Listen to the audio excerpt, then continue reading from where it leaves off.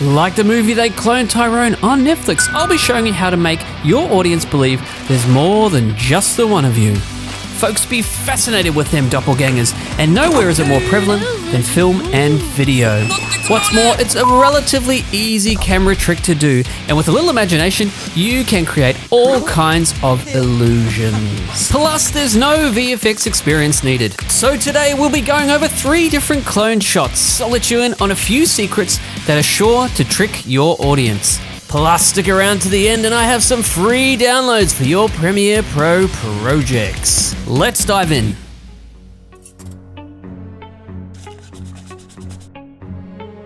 All you need is a camera that's fixed to a tripod. Depending on the shot, you might need a green screen too to make your life easier in post, especially if you're overlapping subjects. I would also recommend drawing a quick storyboard too. I found this helpful when I was shooting by myself to make sure I was framed correctly in the shot. Before we hit record, let's split our composition in 2, making sure each version of ourselves stays within the zone so they don't overlap each other. Bring the 2 clips into Premiere and place them on top of each other in the sequence. The top clip is the one we want to mask. Let's mask around the area of our subject, which exposes the second subject in the bottom clip. To add some spices, we can add a little bit of camera movement by nesting the 2 clips and doing a zoom by scaling the comp. A little cheat you may have noticed is placing this plate to obscure where the spoons end up. This means in shot 1, I can chuck a bunch of spoons in this spot, and in shot 2, leave a pile of spoons that I keep grabbing, creating the illusion that we're actually handing them to each other. To really sell that you occupy the same space, you can overlap your subjects. This is where the green screen can be handy, as you'll need to cut out the foreground subject. Firstly, shoot the clips where the subject appears in the background. Second clip, let's make use of the green screen. A really easy composition for pulling this off is just to have a small portion of the foreground subject in the shot, like an over the shoulder. As a bonus, this will give you some nice depth to your scene too. Then, like before, drag the background clip and then the foreground clip into your sequence.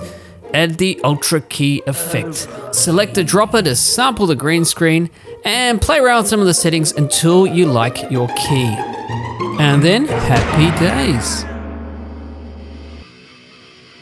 The third shot, which really sells the effect, is interacting with yourself. People like Zach King bring this to a whole nother level. So this is really down to your creativity. For instance, you can pass yourself a cup of tea or simply punch yourself in the face. The process is the same as a previous shot and either requires a green screen or some masking. What is most important from my experience is making sure your eyeline is correct. You will be pretending to look at someone that isn't there, so setting up a reference of where the other subject's face is can be a super helpful way of selling the effect. Performance is a big factor for this one. I have to congratulate the other incredible nominee. Once you establish your characters share the same space, the effect is no longer required. Everyone just assumes they are together, and you can film some simple one-shots and reverse shots, making the rest of the sequence VFX free. There you have it. Now grab your camera and have a crack at making multiple versions of yourself. Now, if you want some cool free effects like light blooms, cinematic colors, or camera shakes, check out the link in the description. Catch you in the next video.